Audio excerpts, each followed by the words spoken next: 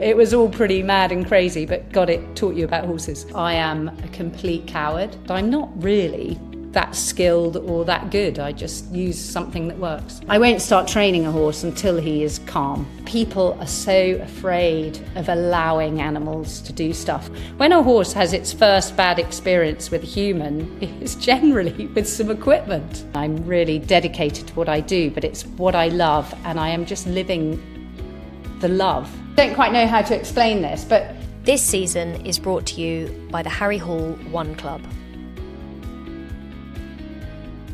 Hello everybody, welcome back to season 6 of This Equestrian Life. I always feel like a bit like a TV presenter when I say things like that because it's, I don't know why. Anyway, how are you? How are you doing? Welcome back to the sunny Highlands. It's if any of you watched the vlog on YouTube where Miri was taking us around her yard and you made a joke about how it was like a place in the sun. Yeah. Welcome back to the Costa del Sol. Will Julie and Fred be able to buy the seaside mansion on their 20k budget? Yeah. There you go. Oh, God, those houses were always awful, weren't they? Yeah, the heat's getting to me, I'm going to be honest. I've got 2 small updates today. Have you got anything you'd like to begin with? Oh, only that I've just been packing today for the horsemanship masterclass that I'm going to tomorrow, which is incredibly exciting. You guys, it will have happened when you listen to this, so there will no doubt be an update in the next episode. But yeah, I'm really looking forward to it. I'm really excited. I feel quite well prepared. I jet washed the lorry out, and what else have I done? Packed the lorry, got organised. I need to organise my own stuff, and yeah, but I'm looking forward to it. It's going to be a really cool. I'm actually a student. I'm not like giving a masterclass, which feels really, really nice.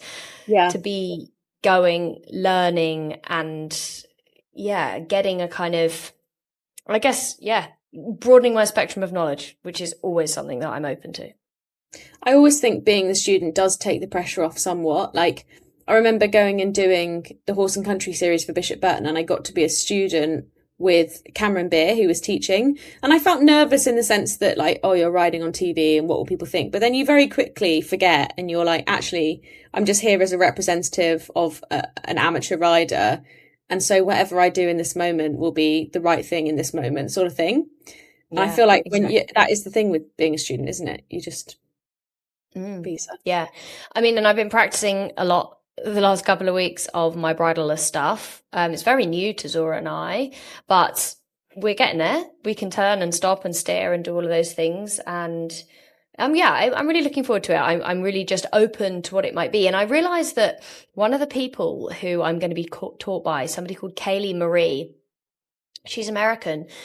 I listened to a podcast with her on it recently, and I was so inspired by her journey. And now I'm getting to be like trained by her, and I didn't even really put 2 and 2 together. And yeah, I think I even spoken about it on here. She was talking about how she learnt about consent and training horses and R positive by training oxen to pull things. Did I tell you about this? Wow. Anyway, it just, it was on the Dear Horse World podcast, and it was a really, really interesting conversation. And there's a small part of me that worries it's not the same person, but I'm pretty sure that it is the same person. So I will report back as to whether it is, in fact, the same person. No doubt. A quick Google will solve this for me, but yeah, it's going to be great. Next time. No, it is good. And I feel like your energy is very, very different. Not that your energy was bad last time, but before you did the horsemanship showcase, was it? Where was it? Very Farm. Can't remember. Very Farm, that's it. I knew it was the one in Hertfordshire, not Herefordshire. That's far away. And you were like sick before, and you were really, I know it's different because you're a student this time, but it just feels like everything, the energy is chill. Yeah, I'm really much more aware of what anxiety is for me. So I've done a lot of work with Bev, the somatic therapist, and I've come to the understanding of what that gives it away, what anxiety truly is. And the reality is, it is energy moving through you. It is multiple things, really. It's energy that's moving through you that can get very stuck if you kind of cling on to the feeling. And this is so summarized, so please don't take this as like coaching advice, but also that it is very often, I know that this is something Nikki has spoken to you about, Rhi, is about how when we feel anxious, it is a part of us that was formed when we were in our formative years or previous to this current day that is showing up to look after us. Yeah. And so like when I was a child, I used to get very homesick. And so if I was to be anxious about going away this weekend and staying away, it would be because this part of me that was formed when I was a child, when I didn't quite get what I needed about travel, is showing up that needs looking after, and is protecting me, and it's complicated, but it's got a completely different meaning to me now. Yeah. It's not like, oh my God, I'm anxious. Why? It's like, oh, okay. I see this part of me showing up to look after me. I see this part of me showing up to repeat itself. I can hold space for that part of me, and I can let that part of me, I can let it dissipate, because right now I am safe and I'm in control of the situation that I'm in. And that's what I'm going to proceed with. And it's remarkable having that conversation with yourself.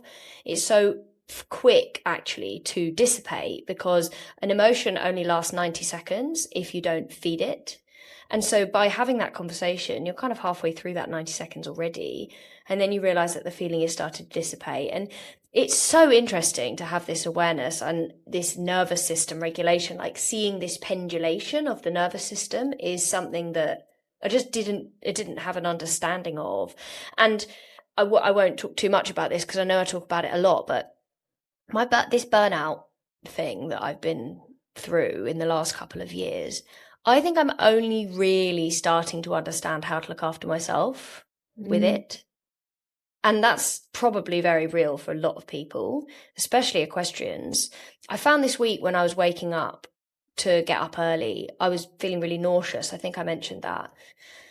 And I looked it up, and it's a state of cortisol. It's like your body is preparing for flight or fight, essentially, because it's like you're overtired, you're depleted, and overtired is a really wide thing for depletion. I don't just mean I haven't had enough sleep. I mean, like, there's lots of different things that have been overly frazzled, essentially.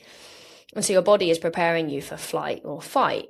And so what I did was I knew that this morning I needed to rest. I knew I needed to do that. And so I made sure that my week worked accordingly.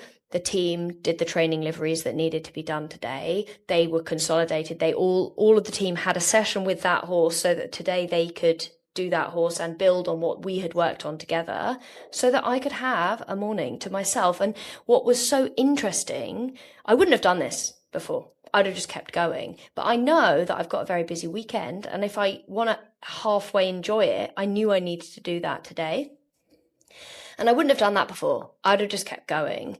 And the interesting thing is I had a bit of a lie-in. I'm talking till like 7:30, 8 o'clock, not like 12. Yeah, that's okay. It would have been fine if it were 12. True. Thank you for validating me. I don't have to deserve rest. But I felt like I was in a completely different state because I had rested.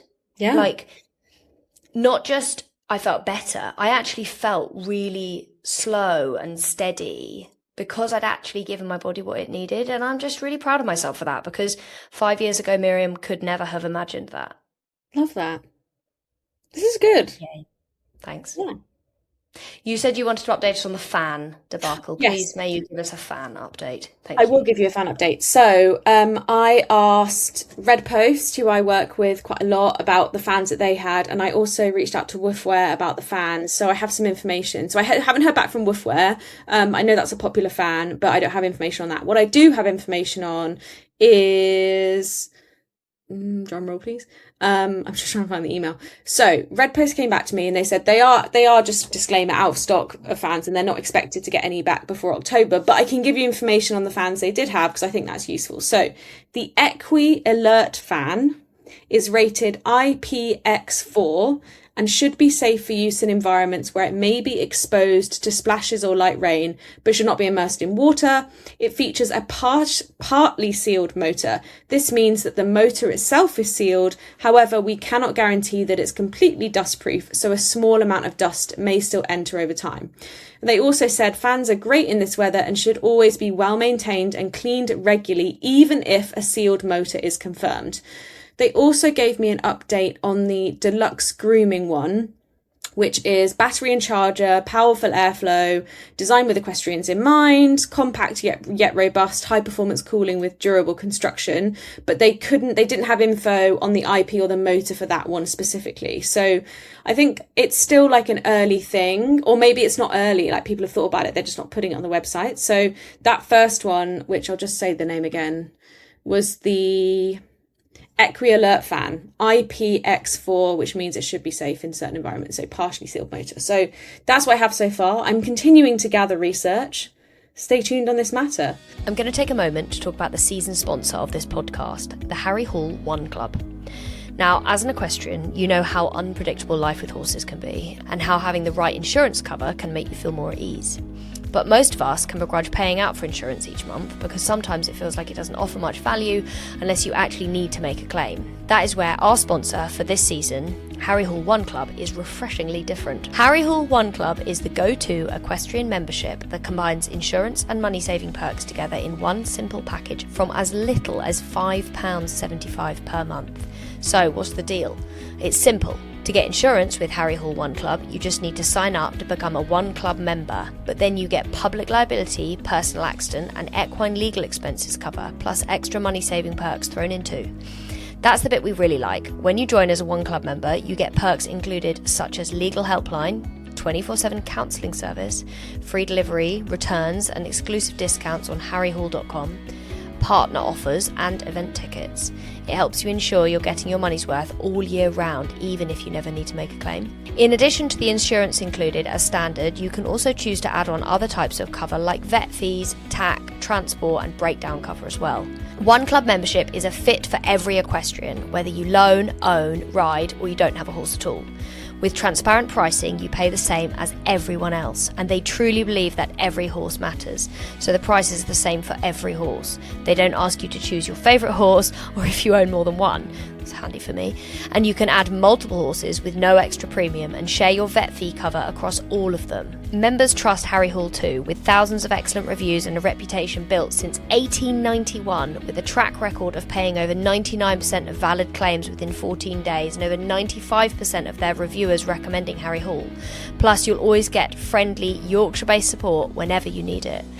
And if you need any more reasons to convince you to become a member, they also donate thousands of pounds to equine charities on your behalf, like their charity partner of 2026, our friends at Red Wings Horse Sanctuary. Take their 2-minute quiz via the link in the show notes and it'll help you find out which membership level might be fit for you. Plus, when you join and get cover, you'll receive a £10 gift voucher to spend at harryhall.com. You can also use our code SADDLEUP10 for 10% off their whole website.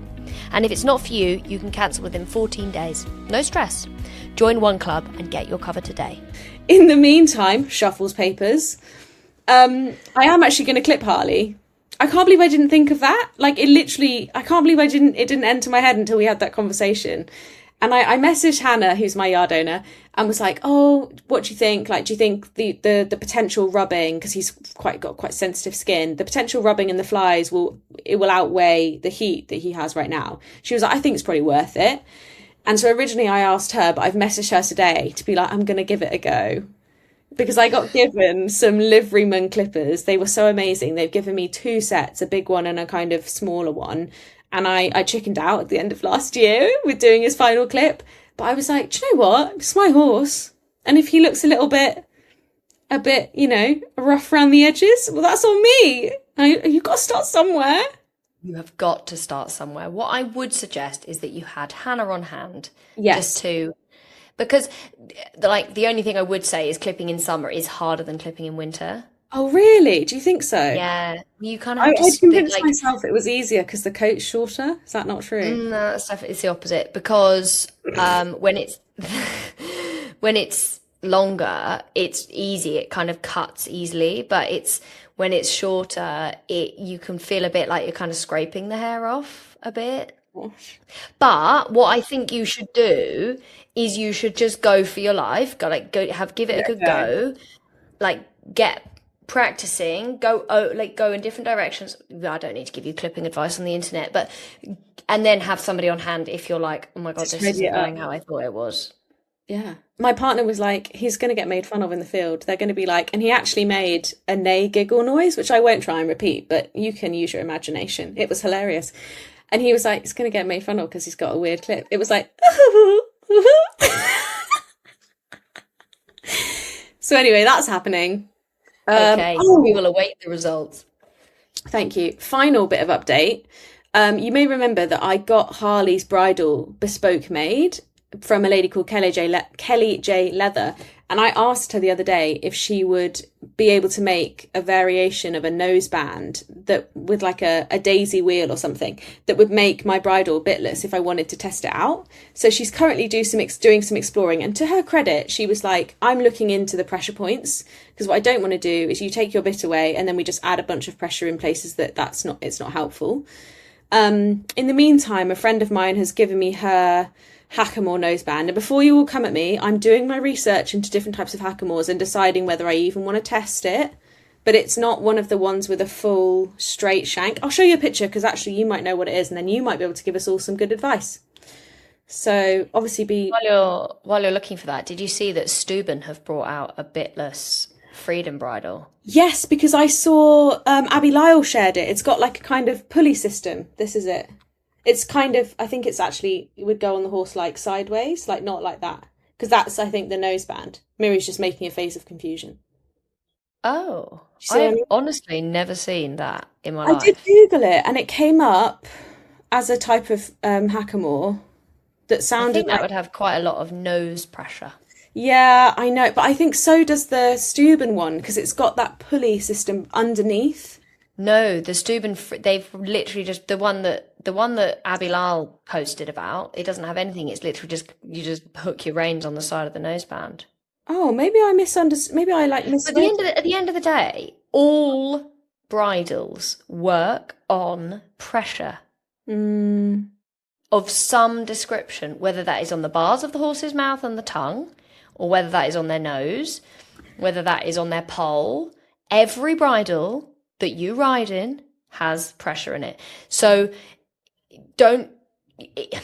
often, people say, harsh bits are fine depending on the hands that they're in. Yeah. And that is actually true to a degree. It is to a degree, in the sense of a bit can be really horrific. Yeah. And this is going to get taken out of context, like the bloody body protector comment. Oh my God.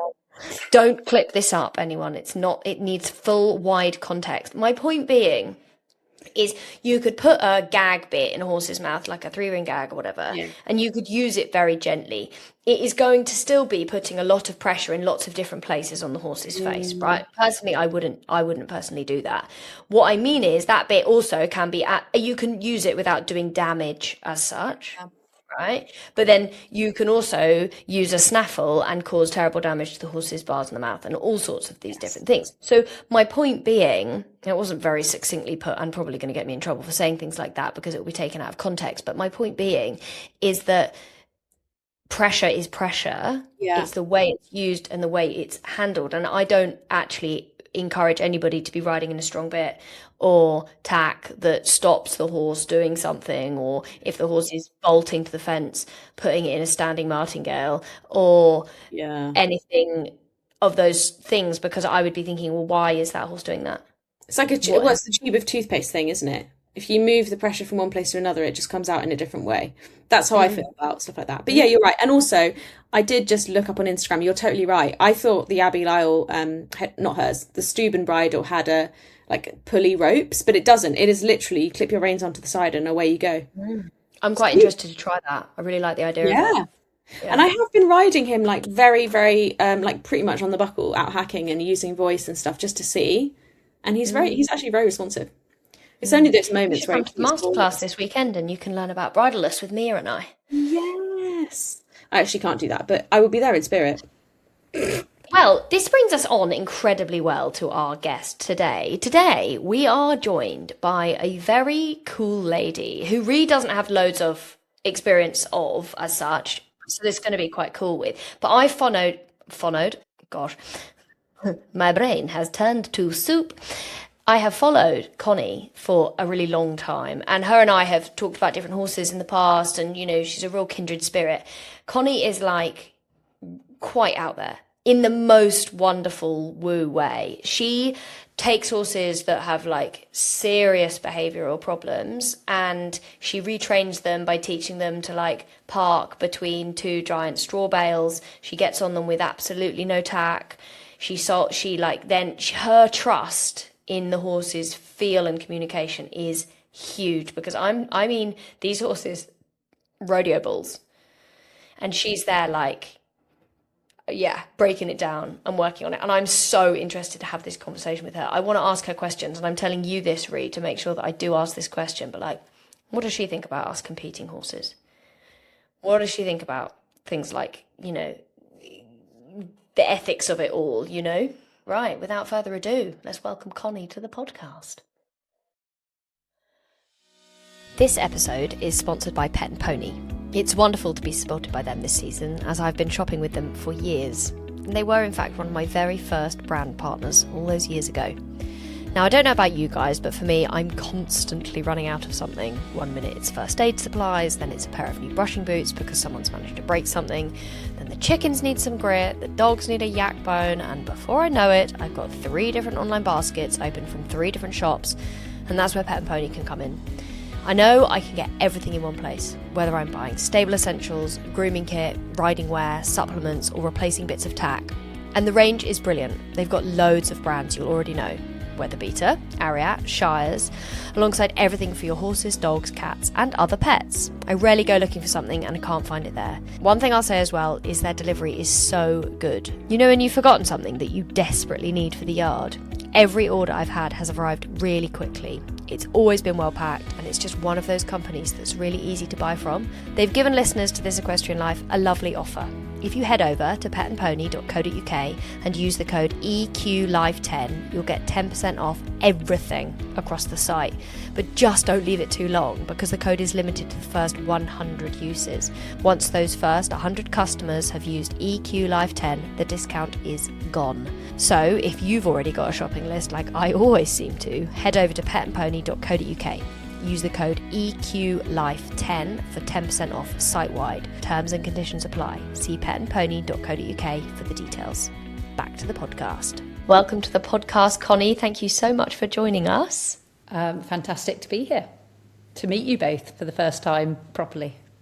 Yeah, I mean, you and I have obviously spoken a number of times online just about various different things, but never really actually made contact. And so this is very exciting. I'm really looking forward to this conversation. I'm so glad you could make it.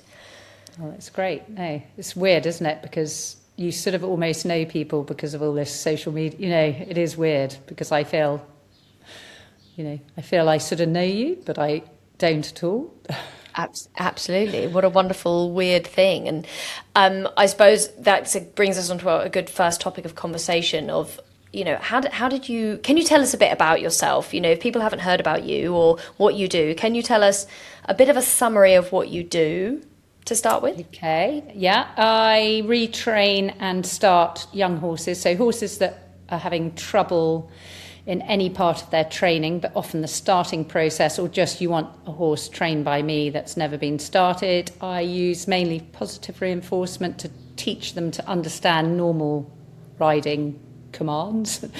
And I've done it since I've done it all my life basically, but my training has been sort of like all of us, we're learning, so my training's always changing and evolving, and I'm hoping that it is getting better and better as I get older.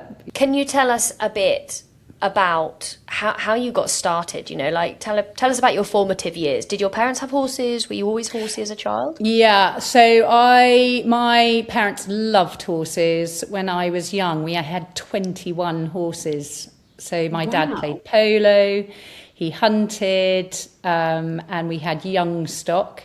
And then when I was 7 years old, he had a very bad head injury and broke his face basically in 64. I think they stopped counting. He had 64 breaks in his cheekbones, jaw. And so he had his face sort of basically, he had metal things sticking out of his face to keep it all together. So that was a big change in our family. I'm one of 5 children. And so they were just fighting, not fighting as in physically fighting. They were trying to survive. They had 5 children, ranging from, about 15 to 7 at that time. My mother had rheumatoid arthritis. So they were getting on with what they had to deal with. And we had 21 horses, and I was 7 years old, and we had a lovely, lovely lady called Jo. She was called Jo Ballion at the time, and she was a groom who, I spent masses of time with, especially because of this accident. And then I think I was 10 or 11 years old. Jo moved on because we reduced the amount of horses, but we still probably had, 14 or something. And she moved on and set up another business, and I was pretty well left to run wild and free with all these horses.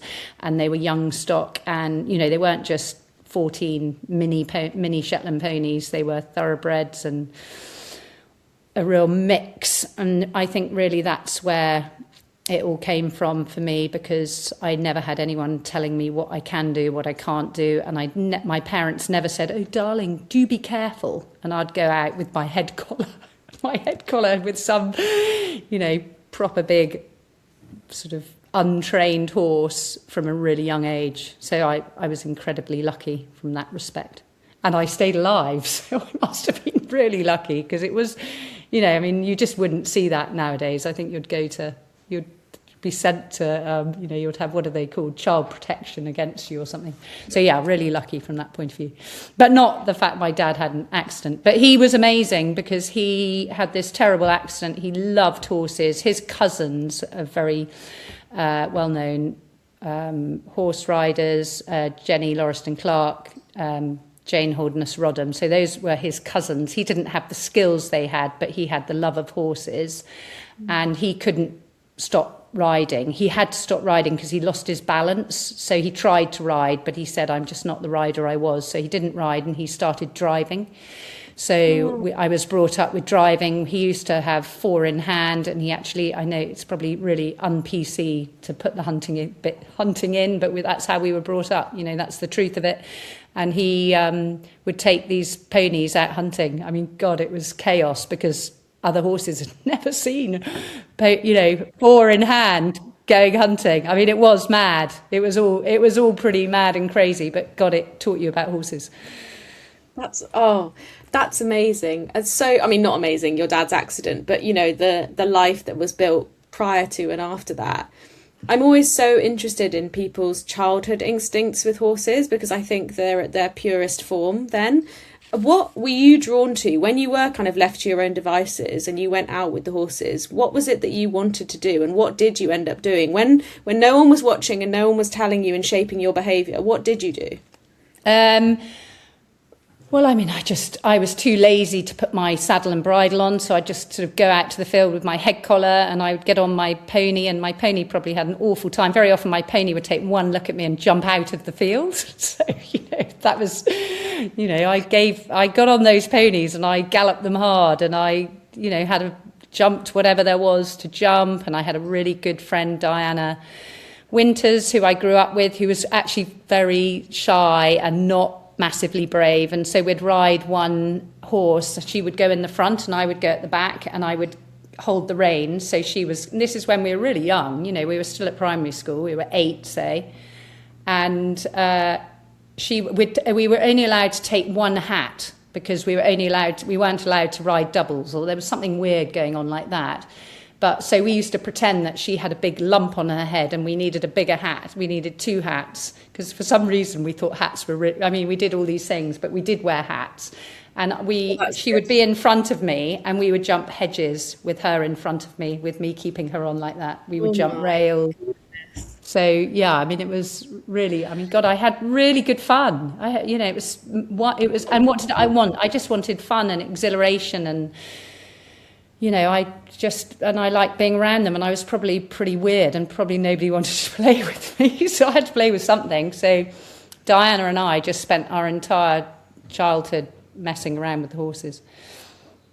Oh, it is, I know, like you joke and say, child protection and stuff, but I do think that there is a certain amount of kind of wildness that we've lost now. And I think about, like, I'm living my life on a farm now, and I get to kind of go out and do what I like to do with the horses in a more free way. I can kind of do things more what feels right to me. And it sounds like that's what felt right to you. And it's something, as someone who follows you closely on social media, I can see why you do the things you do now, because of who you were enabled to be as a child. Can you tell us a bit about Bravery? I think because that is something that I see shining through what you do now. It's so funny because I am a complete coward. So I had a natural, I know people think this, but it's the training. Yeah. So it's really important, that part of it. If a horse is frightened, it now frightens me because I know potentially what can go wrong. So, and that has, it's like all these things, isn't it? Nowadays, what do you talk about? Your superpowers and all that stuff. Mm-hmm. Well, that was the real turning point for me in my training. I used to be pretty brave, and, I used to do some pretty crazy things and be very comfortable doing it. But it wasn't until I lost that I became a worthwhile trainer. So, and I think that this is the real conversation that there is about the whole sort of movement of horses going forward and how we train them, because actually bravery can create problems. And as horses became more difficult and they were sent to me from people who were more brave than me, bravery wasn't going to get me there. We'd already gone through that. So that's a really interesting question. I'm not brave. I'm absolutely pathetic. We have to dig in more there. Go on, Miri. Well, I was going to say that I'm the same, Connie. I probably look brave on social media, starting young horses and riding in a rope halter, but I'm not brave at all. I'm not. I'm very risk averse, and I think we've spoken about this a bit before, about actually it's the training that you rely on. And when a horse, I say this to people all the time, if you feel scared on a horse, it is quite possibly because the horse feels scared first. And it's so interesting to hear you say that, because of watching what you do and getting on completely tactless, nothing, not even a neck rope. I'm like, oh, Connie must be just the bravest person ever. She's so super brave. And it's so interesting to hear you say that. Yeah, I mean, that is, and I don't want to take away from bravery. Bravery when you're training, if you feel calm around a horse, that is going to massively help your horse. And I definitely have that because I've been with horses all my life. So if they are feeling comfortable, I feel totally comfortable. That's why I can get on them without any kit, even though they are, they have had a fair bit of history and a fair bit of trouble. So I certainly don't want to sort of, say all the scared people. Being scared is helpful, but it has, being over brave can often mean that you're just not listening to certain things. It's like everything's a balance. And I don't want to sort of, go down a rabbit hole that is a bit crazy, but but certainly the way you feel around a horse is really, really important. And the way I feel is all I care about when I'm riding or training. It's nothing really about what, back in the day I wanted things from my horses, but I'm old and boring now, and all I want is that nice feeling between the two of us. So bravery isn't needed.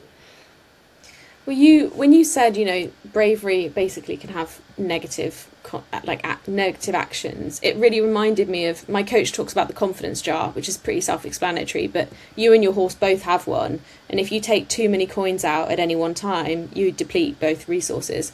And I'm really interested in experiences you've had with horses where bravery has damaged, actually the rider's bravery, blind bravery maybe, has damaged that horse's ability to do something, because they're saying, I can't, and the rider's going, you can, you go on, you know. Were there any horses that really made you go, actually, this isn't the path anymore, this isn't working? You said you had some sent to you. Do you have any that kind of stick out? This episode is sponsored by Honest Riders. The horse care industry loves to use words like natural, eco-friendly and sustainable. But when you look a little closer, many products still contain synthetic ingredients, come in single-use plastic, or simply don't perform well enough for horse owners to keep using them. Honest Riders was founded to prove that it doesn't have to be a choice. Their products are made using carefully selected ingredients, refillable and recyclable packaging, and formulations that are designed to deliver real results. Because sustainability only works if the products work. From their best-selling mane and tail elixir to their bug barrier and grooming range, Honest Riders is helping horse owners care for their horses with products they can genuinely trust. If you want to give Honest Riders a try, you can use the code TEL15 for 15% off. Oh yeah, I mean I've had loads of horses stick out. You know, I mean, back in the day where I was, you know, joining up with them and doing all that really archaic, which I consider archaic stuff now, you're getting on your horse very early. You know, I'd get on every horse in the first 24 hours when it would arrive, and some of these horses had been to professionals and they couldn't ride them, and I sort of slightly felt if I didn't get on them in 24 hours, the magic would have disappeared. And I remember sort of a homebred horse, and after a few days I'm riding him up the road thinking, you know, this is a really good horse, this is a really easy horse, and putting more pressure on him, and sort of slightly thinking, oh God, yeah, I'll be able to sell him, and you know, for some good money. He was quite a talented little horse. And you know, by about day 10 I'd completely ruined him, because I had been asking more and more and more and more and more, and you can do this and can you do that, and oh yes, and shall we try this? And so I don't know if I'm answering the question you asked, but if there's two in the game, isn't there? It's not just you and how you feel about jumping the ditch, it's about the horse. But again, you know, those brave people are very fantastic, and we don't all want to be a bunch of 54-year-old wet old women like I am. The young and the brave are still really important in the whole equation. But for me, for what I do, my horses have been to the young and the brave, and they haven't succeeded.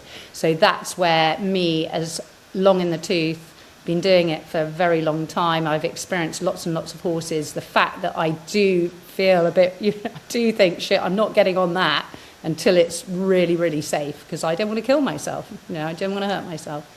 So...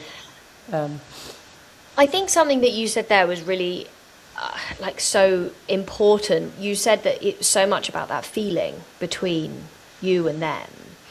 And I think that at some of the time, what we see as bravery in top riders is a huge amount of skill, and that they're getting the horse to do the things they want to do, but it's not necessarily because they're just super brave. They're very skilled at kind of riding through a lot of what the horse is telling them, and they're kind of convincing the horse, oh, it's okay, we can do this together, and they kind of hold a lot of it together. And the problem with that is, it for me is what, and I wonder what your thoughts are on this, is that then when it comes to the everyday person who isn't super skilled, hasn't got the best timing in the world, some of these riders don't even know that they've got this amazing timing or that they've got this amazing skill. They're just doing it because that's what they've always done.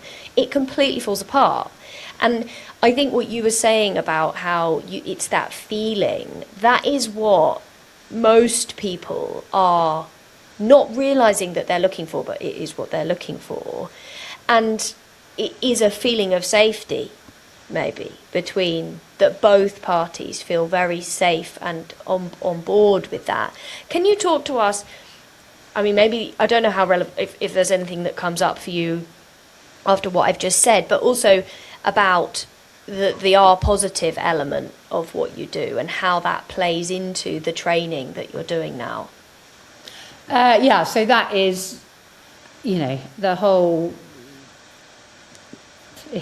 mean, God, these really skilled professionals, if they had just a little bit of an they haven't had to use it because they probably haven't had the problems.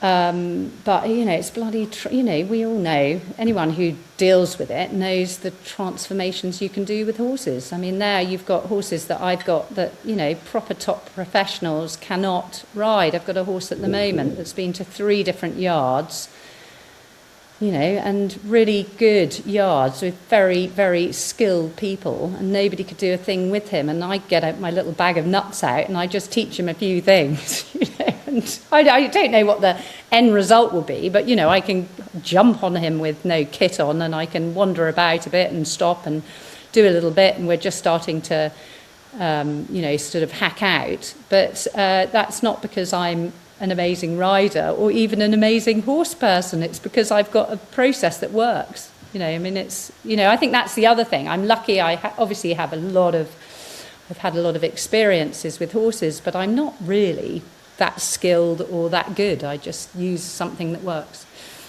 I do wonder, and this is generalising, of course, but I do wonder whether the difference is when you're...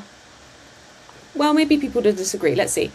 I feel like those top riders who are skilled, to your point, Miri, there's an element of coercion and being like, yeah, come with me. Like, this is the answer I want. And actually, there aren't really any other answers that horse can give. It is just coercion.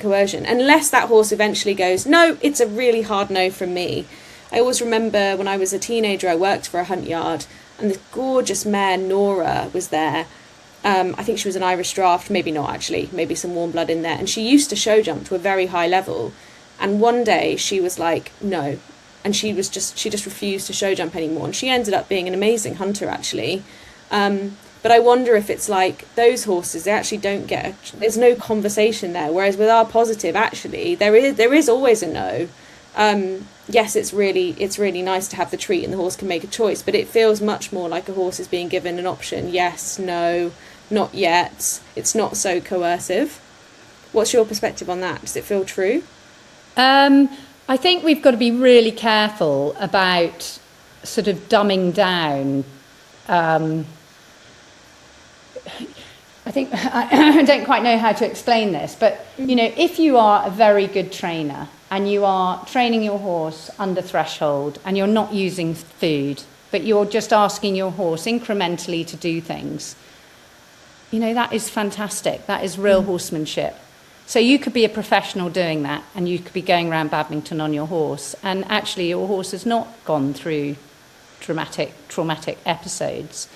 But it's when that's not happening. It's when you are pushing through stuff. So I certainly don't want to say people who aren't using positive reinforcement. No. Do you know what I mean? So it's 100%. 100%. I mean, for me, I use positive reinforcement because I lack other skills. I don't know, where does it all come from?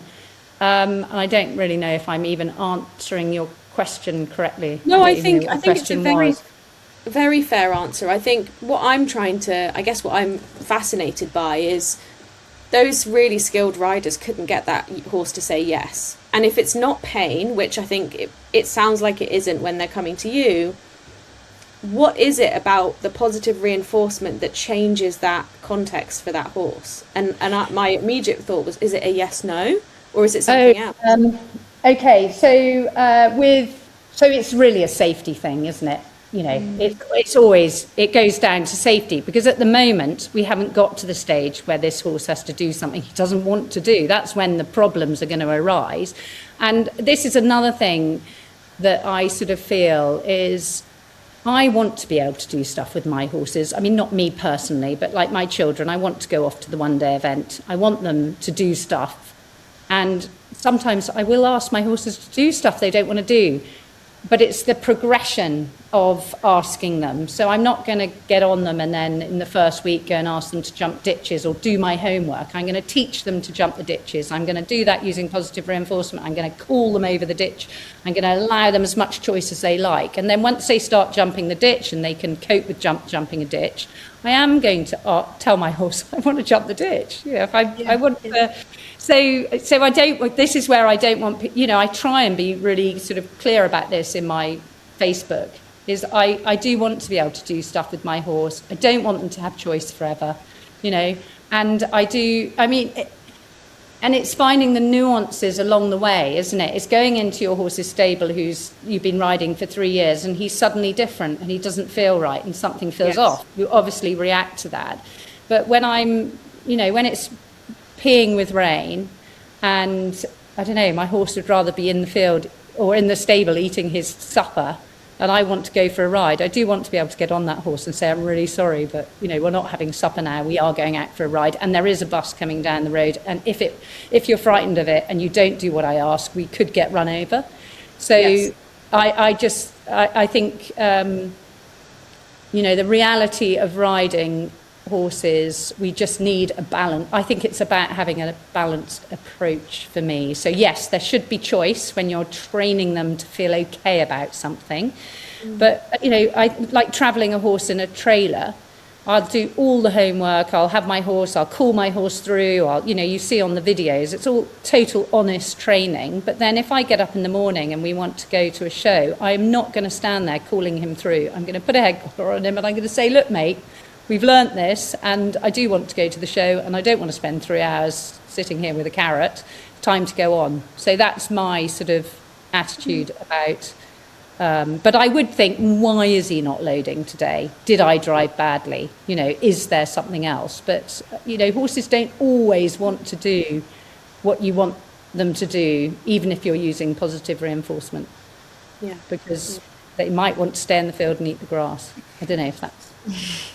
I think as well there's a nuance to this conversation, and I think taken out of context you could get in trouble for a bit the way that sounds, if that makes sense. I know, but I just have to be honest with the totally. I'm completely with you, and I think the reality is though, Connie, and I want you to maybe close this segment, I suppose. How often, when you have done all of the preparation and you have given your horse all of those choices, do they really turn around and just say, no, I'm not doing it? Because the reality is, I would imagine that's fairly unoften. Yeah, and the amount of pressure I need to put on them is very minor. It's the sort of amount of pressure that you might see, that I really don't think would get anyone particularly hot under the collar. I might stand behind them and click them forward, or I might even poke them with something just to say, no, we are going. But, this is going back to sort of horsemanship and, there'll be stuff I'm doing when I'm just handling my horse, which is using pressure, and the horse will know that I mean something, So, again, this is just me being honest about stuff. So I do these online courses now and I teach people, and they're much better people than me. And they are so conscious and conscientious and, I mustn't do this, that and the other. And I will think, well, I do this, this and this. And then when I'm handling a horse, I think, well, actually, that horse has just really sort of slightly gone and sat on me. And I will just ask him to move back, I'll just, without even thinking. And he will move back and there will be no big conversation about it because the boundaries are put in place. So it's about just, everything is about a balance, isn't it? In relationships between you and your friend, honesty's got to come in there. So for me, and I don't know, I'm stuttering and feeling uncomfortable because... No, Connie, I think just think it's the truth.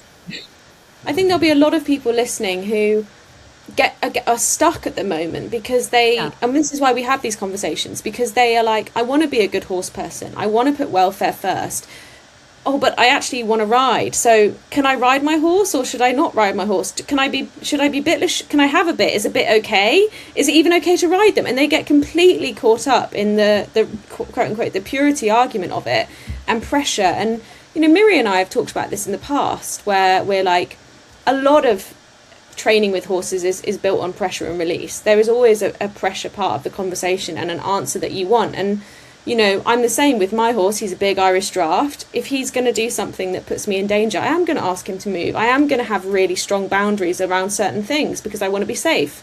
And I want him to be in a position where he's safe and I'm safe. And there was a time when Miri and I were doing groundwork. And I remember, Miri, you said, you know, this bit looks really sort of, I can't remember the word you used, like messy or something. You were like, but we're just using energy. And there, I think it is that common sense of like, where is the line between doing something that is really actually damaging to that horse and that horse's mental state and their physical and things that they are unable to do emotionally or physically, and where is it a conversation about, hey, we're athletes in this together, and I know that, you know, in an ideal world you would be in a field grazing and I'm asking you to be ridden, but I'm going to do it in a way that I think is safe and fair, and I'm going to try and look after you through that.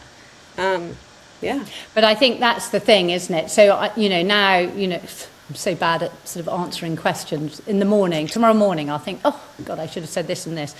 But going back to the way I train stuff and safety, that to me is the absolute major thing, is safety. So if your horse feels safe and he's being rude and he's walking over the top of you and you say, oh, excuse me, don't do that, and you ask him to step back, and you might even have to be a bit physical about it and push him on the head collar. When I say physical, you know, we're talking, you know, we're not being sort of, you know, brutal, or we're not using punishment. We're not using punishment. I think that is the big thing. We're just saying, don't walk through me. He's not going to back up and then spend the rest of the day feeling terrible, because you've already built the relationship.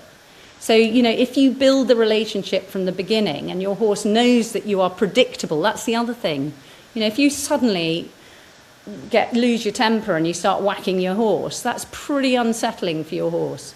So really it's a conversation of how you are feeling, you know, which we were talking about at the beginning. How did your horse feel about you? How did your horse feel about these interactions? Have you brought that horse up to understand what you want and not to think it's the end of the world? I mean, when a horse first comes to me, I leave him completely free. I don't put anything on him for, like, you know, it can be 4 weeks. I might lead him down to the round pen and I will be, he might have a horse to follow. So if he doesn't want to get to the round pen, I don't make him go down to the round pen. I will get him there in a way. I might even have him loose with another horse following and us all in, you know, to help sort of funnel him down to the round pen, and I will do all that work with no equipment at all, so no pressure. I will call him to me, I will teach him to stand in neutral, I will start touching him when he is free. So I have done all that. So I think the thing about this conversation is we've sort of started talking about pressure before we've started thinking about that relationship. You know, you've got your child. I always talk about children. I know they say don't that word that I can't actually pronounce. Anthropomorphise. Yeah, but I do whatever it is, because if you've got, you know, if you're a parent, and I don't know if either of you have got children, well, with your child, you know, if you're walking along the street and your child is about to run off the street, you would grab it by any part of the child that you can, whether it's the hair, the arm, whatever. You would just grab the child and you'll pull them back to you, and they might cry for 2 seconds and then they'll won't think another thing of it, because they're your child and you're nurturing them and you're looking after them and you make them feel safe and you've stopped them from running under a bus. So I do feel, and I might, you know, people might disagree with me, I feel it is a very similar relationship. If you support your horse and you're predictable and you're trustworthy and you're all these things, when you ride that horse that has had real trauma in its life and it's been very, very difficult to ride, and you're out riding and it treads on a pheasant and the pheasant leaps up in the air, what happens next? Okay, so back in the old days, if that happened, there would be a percentage of horses that would suddenly go, shit, there's a pheasant, and fuck, there's somebody on my back as well, and that person maybe hasn't been that great, and then you get dumped. With the horses that we train, generally, if something like that happens, I mean, I hate to sort of, you know, say it and somebody falls off tomorrow, but if one of our horses treads right by a pheasant, they don't then bronk you off, even if they're the most troubled horse coming from the most dreadful situation, because we've built that relationship. So when we do have to poke them up the bum to ask them to do something, I don't feel it's traumatic for them. Yeah. So many things, so many thoughts and feelings, and I think this is such an important conversation because, you know, going back a little bit to the professionals, and there was something that I wanted to talk about with that, because all of what you're doing is so inspirational, Connie. And I think the reason often why we don't see these riders succeeding, or because they don't have to, is the reality. Often these horses will come, and if they're difficult, they sell them. They're difficult, they send them to a dealer. They're difficult, they're not their problem anymore. Oh, this owner has this horse and it's a complete nightmare. I can't train it. It's not my problem anymore. And that's why often, you know, it says you can only have so many Grand Prix horses, right? Because there's going to be, out of 10 horses, there's only going to be one that's trainable enough and the body that works enough and all of those different things. And I just wanted to say that because I think it's important for people to understand that often when you're seeing somebody ride a horse around badminton, that will have been the one horse out of potentially maybe 10, 50 horses, I don't know how many, that was trainable enough and all of those things. And it doesn't mean that what you're going through is wrong. It just would be a completely different scenario. And it's so, changing the subject completely, but talking about that consent part of what you so evidently base so much of what you do on, I think for me is so huge. And for a horse like Blondie, has been an enormous part of my relationship building with her. Like, I have had to categorically say, okay, you've got to lead. Like, I can have a goal, but you've got to be the one to choose the speed. And it sounds like, I know, yeah, like you say, we jumped into the pressure side of things a long way down the line, but I think that we're maybe not focusing enough on how long the consent takes to build with these horses who have had consent taken away from them for so long. Yeah, and I think that all needs to continue. You know, if you're going round badminton, you know, go into the stable. Is the horse not coming to you? You know, those signs are there forever for me. You know, they are. And why is he not coming to you on that day, but he did on the day before?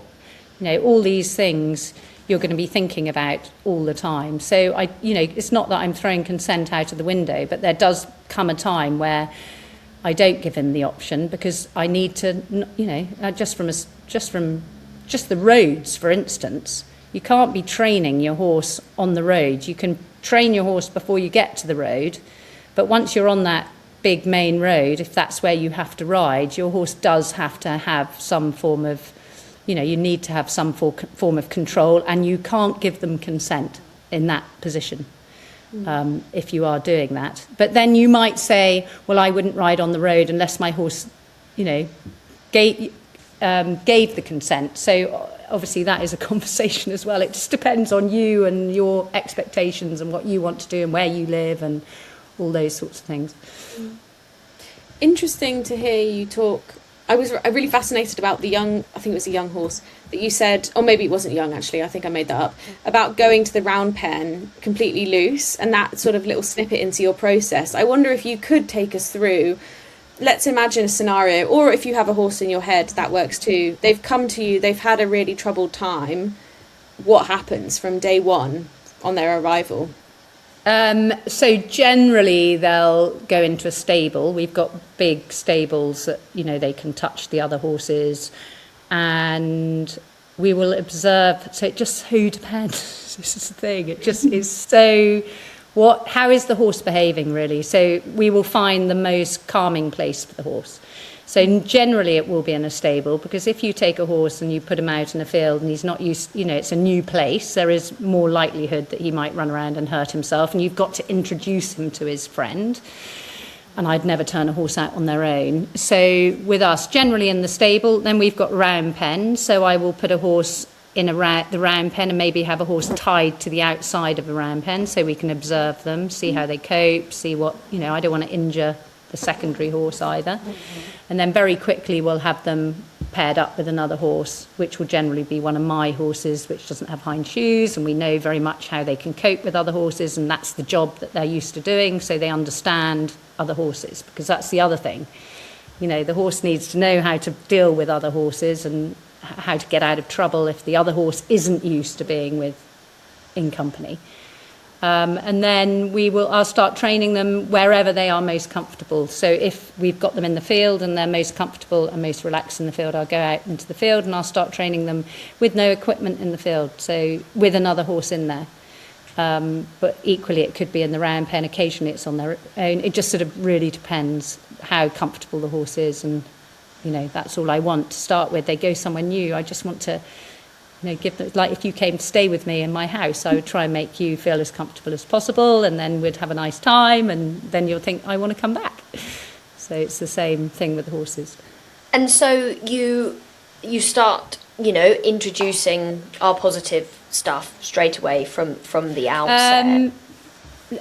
Not necessarily. So a lot of horses that have had positive reinforcement training prior to coming here, and it's maybe been a little bit over the top, are actually a bit too over the top with food. So the first thing I want a calm horse. So I might not feed him at all until he can just settle down. Well, I won't start training a horse until he is calm. So if he is upset because of his environment, I'll change the environment. If I arrive and he's all over the shop because he thinks I might be feeding him, I won't feed him. I'll just hang around and maybe stay away, on the different side of a fence, so I don't get into a kerfuffle with him or an interaction that is uncomfortable. He can't come and mow me down. And then once we have a baseline where he is feeling calm and everything is feeling really nice, then I will start introducing the food. Okay. Which I think is really important. We very kind of quickly glanced over it, but you shook your head a little bit, and I think it's an important conversation to have, but about pain in horses. Oh, yeah. Because a lot of the time when I see behavioural problems, they are often driven by pain. And actually, I've had less, interestingly, in the past few years, but I previously used to have horses. People would send them, they wanted me to fix the problem. They were like, I want to ride this horse, fix the problem. And the reality is I couldn't fix it because the problem wasn't fixable, because there was a chronic pain issue with something degenerative, something complicated that was going on. I wonder what your experience of pain in horses is. Yeah, pain is a big thing, but generally, if a horse comes here that's in trouble, he's so sort of all over the shop that to actually find out where the pain is immediately would be very difficult. So we need to get somewhere where we've got the horse feeling happy with his surroundings, happy with what we're asking him to do. So the pain, that's where it's very difficult, because it might be, on week 5 where I start saying, look, something's not right here. I might have had, little thoughts or things going on, but I think the other thing about positive reinforcement, you've got to be careful. Yeah. You can really train horses, even though they are in pain, to perform. So that's where we've got to, you've got to be aware, much more aware of how they're expressing themselves, because they might be giving you the behaviour you want, but they're not really feeling it. But I'm not I don't throw my hands in the air and say, pain is the end for that horse. We just have to take it right back. If the vet can do something, obviously the vet comes in, but if we can then just start building them up, if they've had a really chronically stressful time for a long time, being put in training apparatus that is completely wrong, and things have been going really badly for them, once you start allowing them to relax, then you start building them up. If you start building them up, a lot of the sort of tension will lift, and then the discomfort will start. It's just everything is malleable and pliable and changeable as to how things go, and then you can start pinpointing. If it continues to improve, then fantastic, but then you might plateau and you think, this isn't right, and then you can sort of pinpoint where the problem is. That's what I find, because a lot of the horses that have come to me have been to the vet. They've been through all that, and the vets haven't found a problem. So it's not until we've sort of unravelled and unpicked stuff that the problem really starts pinpointing to a certain area. I know that you talk about, a different approach for every horse, and that makes total sense, whatever they need. Have there been any that you can think of where you've really had to think outside of the box in a completely different way and and like do something crazy, not crazy, but something really different? So all the time I'm doing stuff, and and I think that's where I'm really lucky, having had that childhood, because I can think of things that other people wouldn't consider very often. I mean, recently we had a horse that actually, it was a sad ending to the horse, but she couldn't be turned out because she'd had a trauma out in the field, and she would just go round like a lunatic. And, I just left the gate open. So when the horse started feeling anxious, she could just wander out. She didn't need, just things like that, so simple. So the horse, they'd been so simple, and they'd been trying to turn her out for 3 months, and they hadn't achieved it. And in about 7 days, we had her properly turned out, grazing, for 8 hours of the day.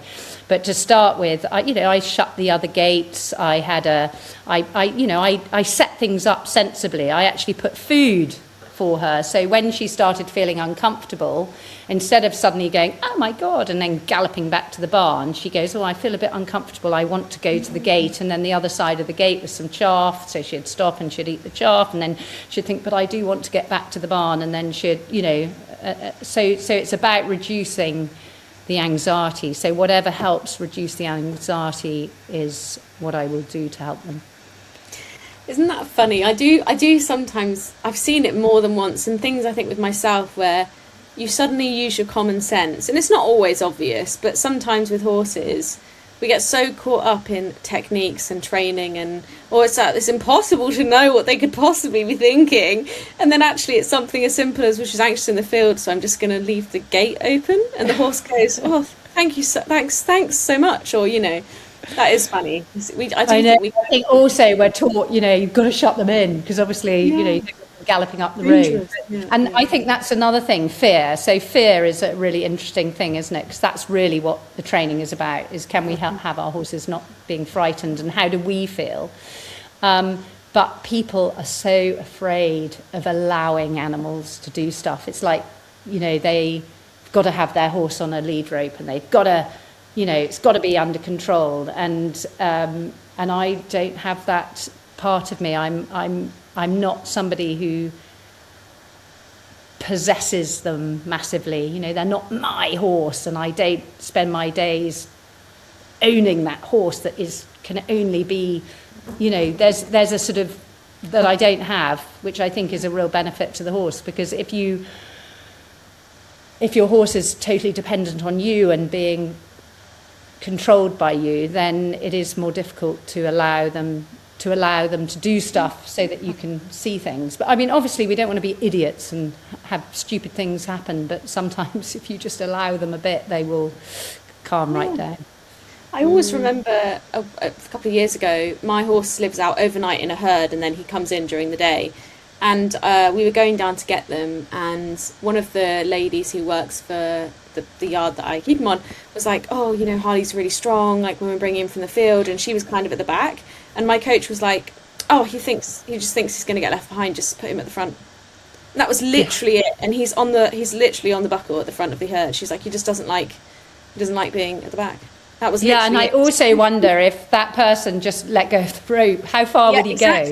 Would he have gone 5 strides ahead, or would he have just gone half a stride ahead? Exactly. Yeah. And until you allow it to happen, you don't know. That's like with strong horses and restraining horses. Well, maybe if you just restrain them a little bit less, they're not going to feel the need to burst through stuff. Like pressure breeds pressure.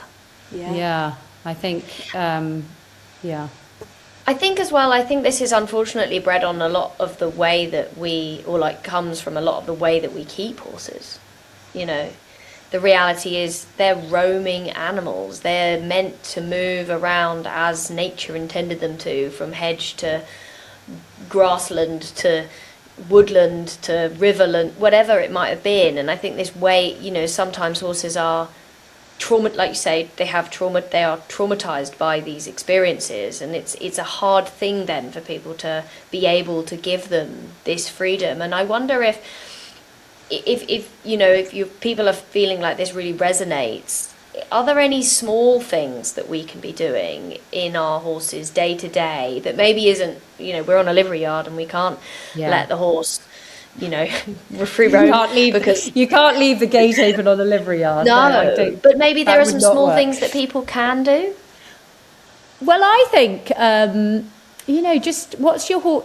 Train your horse in his field, and if you're using positive reinforcement, you turn him out in the field in the morning, and just go out and see what you can do with him without restraining him, really, because you'd be amazed what you can do without putting a head collar on. So what can you call him to you when you put the head collar on?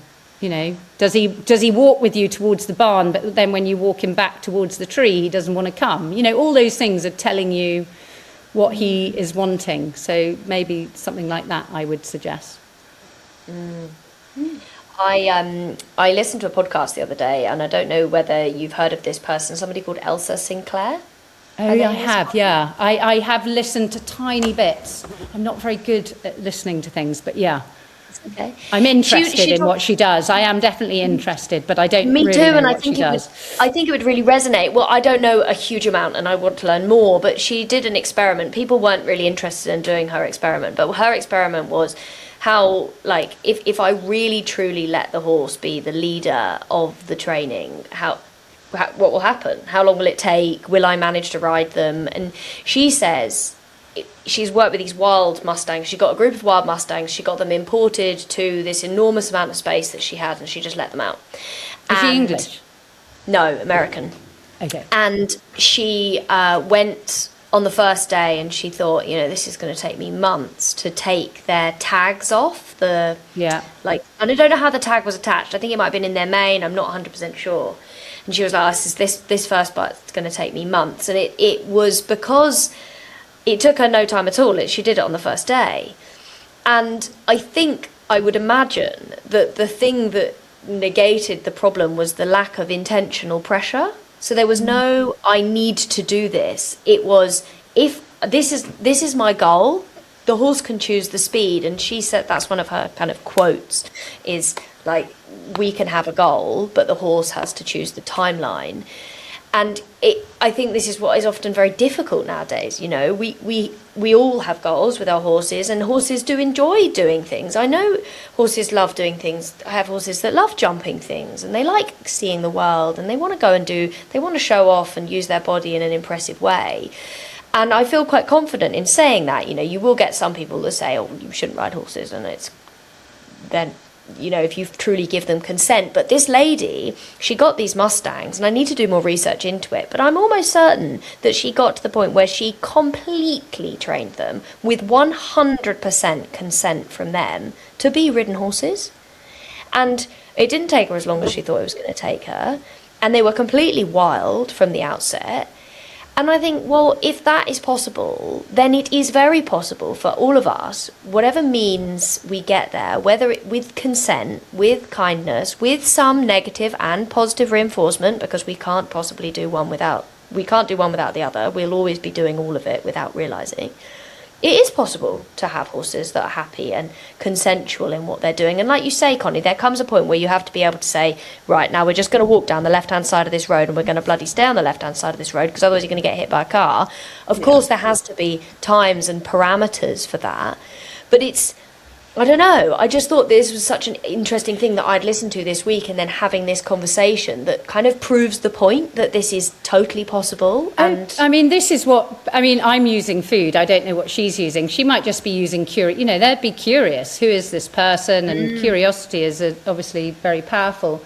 But that's basically what every horse that comes into our yard, the first stages until they feel safe and they're sat on is through consent. We do not put any equipment on them until we'll lunge them with no equipment. We'll actually long rein them with just a rope over their back, nothing on their head, forward stop, bit of turning. We'll saddle them with no bridle on, and we'll sit on them. with nothing on them to start with. And so, it certainly works. And with these horses that have had bad experiences, it takes away that thing that starts the bad experience. The first thing when a horse has its first bad experience with a human, it's generally with some equipment. You put a head collar on a young horse and he's a bit wild and he's all over the shop and you're here, there and everywhere. It's generally that. So the fact that we don't use that to start with, we've got a really clean slate with the horse. They're not going, oh God, there she is with that head collar. I don't want her coming near me. They're like, okay, this is fine. She's just her. She hasn't even got a riding hat on. And that's how it all develops from the beginning. I just loved what you said about curiosity just then, about curiosity being really powerful. And I immediately was like, oh my goodness, that's the childlike thing. Because I think even when you said you were younger and you wanted things from your horses, I bet that you were galloping towards that hedge going, I wonder if we could jump it. And you're sort of like, it's kind of an open question. And like, if the horse jumps it, you're like, oh, that was fun. And if they don't, you're like, oh, we should try again. It's all quite... There's just a lot of curiosity. It's like, I just wonder if. And I think horses are quite fun when you do stuff like that. If you've ever done stuff loose with a horse, I mean, the first time I did it with my horse, I had the best time ever. He was jumping with me and all sorts. And it was literally like, I wonder if. Yeah. And they're like, I wonder too. And then they get caught up in it with you and it's really fun. But it's really interesting you're saying that, because if you were to give me a timeline with my training, as a young child, that's what I am now. So I have gone through, I'm just going out and playing with my horses. Benjamin Button. Yeah, it's all I'm doing. And I've got to the stage where I don't have that. I mean, I do feel pressure because people are paying money, and don't get me wrong, I'm really dedicated to what I do, but it's what I love, and I am just living the love. That's all I'm doing, is I'm going out and I'm playing with these horses like I did when I was a child. But when I became a professional, I was listening to all these people and I wanted to be good, and I was following, what this person said and what that person said. And when I got into positive reinforcement, the only person who I talk to is Dr. Helen Spence, who's a doctor of psychology, Dr. Kath Henshaw, who's a neuroscientist, and those are the people I talk to about training, because I just want to know what's going on in their head. The horse can tell me, what's going on. I don't need a trainer to tell me that my horse has left me because he doesn't like what I'm doing. And so that's where it's all just transformed for me, as I just go in there and play with my pony. Connie, there's a question that I ask as we come to the close of our conversation. I feel like we could talk all night, because I feel like we could start getting into kind of the learning theory, and maybe this is a conversation for another day and maybe to go deeper. But there's a question that I ask everybody at the end of every conversation that we have, and it's it's brought up some really amazing conversations that we didn't think were going to happen because of it. But the question is, if you had one piece of advice that you could give to every equestrian and they had to listen, they had to kind of take on board what you were saying, what would you say? Well, it would actually be just take all your equipment away, and what can you do with that horse? It's just because it's so basic. It's so basic because your horse is just responding to you, and is he responding positively, or is he just saying, actually, I don't want to do it? Yeah. It's just so easy. And that's actually, Mia Rodley said on a podcast recently, she said, when you take away the tack, all you're left with is the truth.